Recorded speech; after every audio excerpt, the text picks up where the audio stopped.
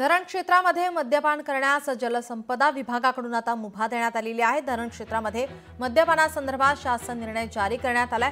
मद्यपानाला परवानगी दिल्याने चर्चांना उधाण आलेलं आहे। महत्त्वाच्या 146 ठिकाणी विभागाची विश्रामगृह त्यासह जलाशयाच्या जवळ पर्यटनक्षम विश्रांतीगृहे, निरीक्षण बंगले, निरीक्षण कुटी, वसाहती आणि कर्मचाऱ्यांच्या वसाहती आहेत।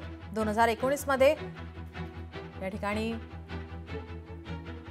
खासगी भागीदारांबरोबर हा करार करण्यात आला होता, मात्र मद्यपानाला परवानगी नव्हती। आता मद्यपानाला परवानगी दिल्याने चर्चांना उधाण आलंय। या संदर्भात राधाकृष्ण विखे पाटील यांनी अवैध झोपड्या आणि टपऱ्या उभारून अवैधरित्या विक्री केली जाते, त्यामुळे धरणाची सुरक्षा धोक्यात आली असल्याने हा निर्णय घेतला असल्याचं स्पष्ट केलंय।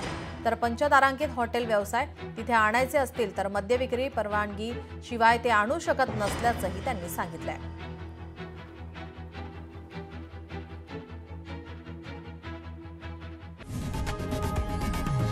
लोकशाही मराठी ऐका, पहा, जागरूक रहा।